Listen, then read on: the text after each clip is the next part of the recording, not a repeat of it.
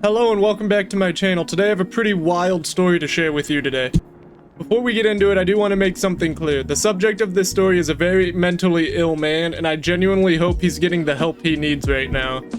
But based on his social media and the fact cops had a run-in with him before in a different hotel with explosive devices in his room, I genuinely think that this man should have been getting help long before we got into a situation like this. So let's get into it. In Louisville, Kentucky on June 20th, 2025, hotel staff call police for help with a man who is not leaving his room after he's refusing to pay. They later find out that this man has been caught with explosive devices before, so they're pretty worried, and overall the situation is shaping up to be bad news. Go try to knock on the door, see if he's going to open it and talk to us.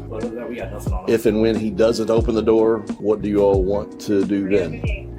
Just frankly though. No, I mean, what steps are you going to take to get the door open? Break it down. Break it down is the only way. If it comes to a force, it would have to be you all doing the force to open the door. Okay. We can stand by and make sure that nothing bad happens after that, but we can't do that for you. Understood. You still hit bomb making stuff?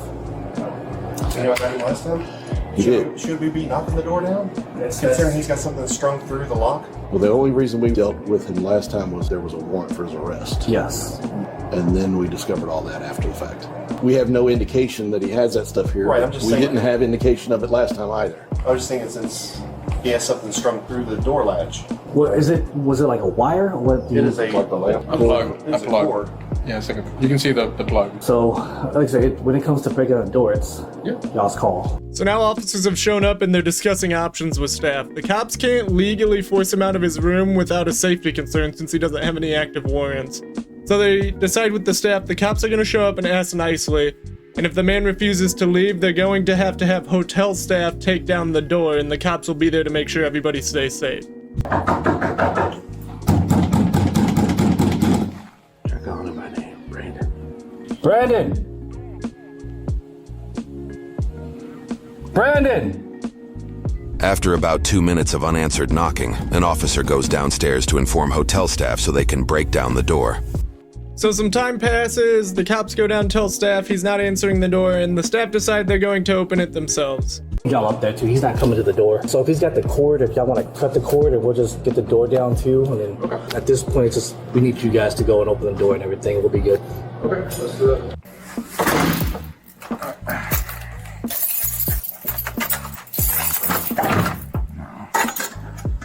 Okay, when there is going to be. Hello? Back up.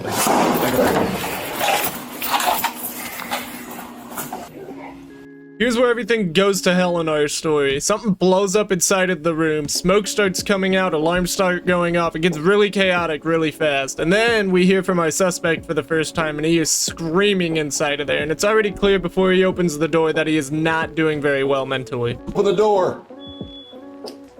5802 radio. 5802, go ahead. Management tried to open the door. There's been some type of small incendiary device go off. Go ahead and start fire this way, but have them staged in the parking lot next door. To recap, we have a fire in a hotel room, not great. A man in the middle of a mental health crisis, also not great. Who knows how many people at risk now because of this fire, also not great. And the man is naked as a jaybird, which isn't that big of a deal, but he's also wearing a lanyard, which makes him way more naked to me, and I don't know how that makes sense. What else is in the room? What was it going off? Careful. What exploded? I can't breathe. What exploded? I can't breathe.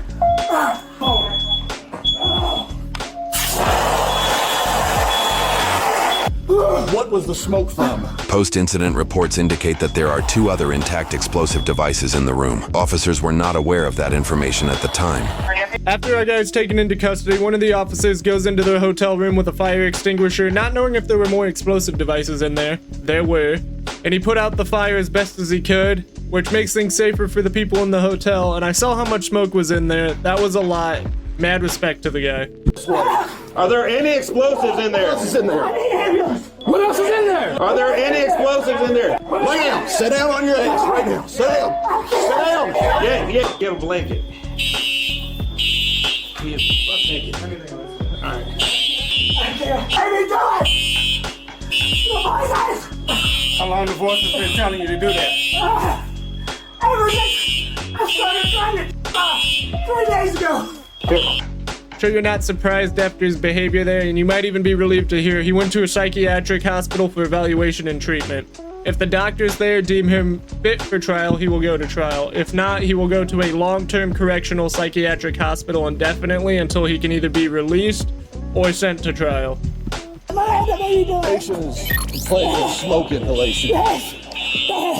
Walk. Overall, this whole thing is a crazy example of how a very routine call can turn into something very dangerous so quickly, and that a lot of people out there need mental health help before they would ever get to a situation nearly this bad.